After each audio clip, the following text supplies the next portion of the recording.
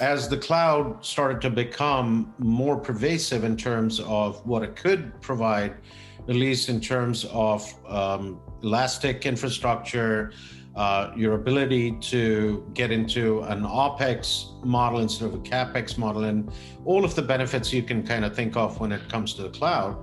The challenge really has been, what is that sweet spot? How much of the workloads do you leave on-premise, and how much of it do you put on the cloud? Do you abandon on-premise over a period of time? What is your short-term and long-term goals? One thing that I get asked a lot by clients and people that I'm, doing research with is what's the best way to migrate to the cloud? Is it the hybrid approach or the fully cloud-native approach? And is it okay for us to keep some workloads on-premise and hybrid in that hybrid scenario?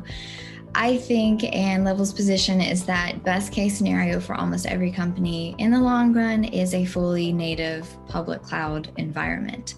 That's going to be sustainable, that's going to be cost efficient, and as the world becomes more technologically dependent and advanced, you're going to need to be in the cloud. However, we do also acknowledge that this isn't just a flip the switch kind of thing. A lot of companies have unique business models or resource constraints, and hybrid models or part private, part public cloud environments, that's going to have to be the reality for them. When you're looking at resource constraints, totally understand that you realize that moving to the public cloud is going to be an expensive investment, not necessarily because of the solution provider costs, but because of all of the reorg, the talent investment, the reoptimization that you're going to need to do, the time. But you do want to start that journey because in the long run, it's going to be best for your business. So one of the things you can do there is sort of reevaluate which workloads you're going to move and make sure that you're doing the most strategic first. There's a difference between intentionally hybrid and interim hybrid. Of course, when you're moving from mostly on-premise to public cloud, you're going to be hybrid for a while, and you're going to see a big increase in costs during that time, as any technology investment is expensive. Our data shows that across the board, when companies fit in that hybrid bucket, they're spending much more than if they stayed on premise. But the question is, are you going to stay in that hybrid environment, or are you moving on? Because as you keep moving on, data shows that the costs go way down. There's a big dip.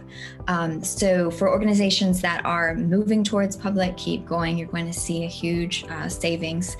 Organizations that we surveyed, we asked them if you've seen a cost reduction since moving to the cloud.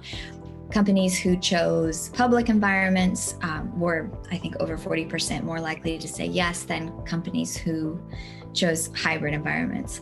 We asked organizations about their unplanned outages. Companies who chose hybrid environments reported slightly more unplanned outages than companies who were in public. And I know there's a lot of factors that go into unplanned outages, but there's definitely less control over that you have when your workloads are in different systems.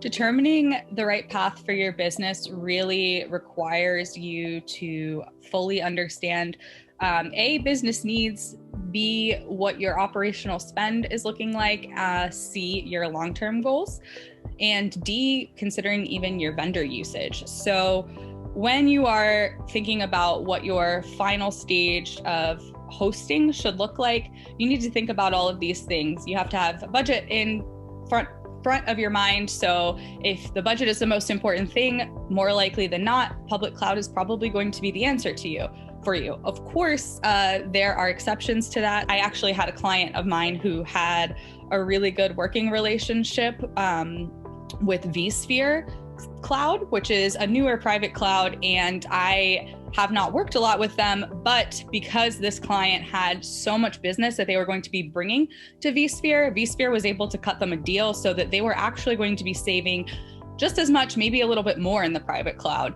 This is a little bit rare because that would require you to have a working relationship with some of these vendors. But again, it is something to keep in mind when you're making this decision, because those are the kinds of exceptions to the rule that I'm talking about when I say public cloud isn't for everyone, but mostly it is. So when you kind of look at all of these challenges, the most important thing that you have to do is understand that this strategy that you're going to start your journey with may not be the strategy you retain as you mature in that journey. So maybe a year down the road, you know a lot more than you did when you started, and you make the necessary adjustments. And then you realize, okay, this is not something that I can set in stone, but I am going to understand how best to translate the business intent into a strategy that evolves over time.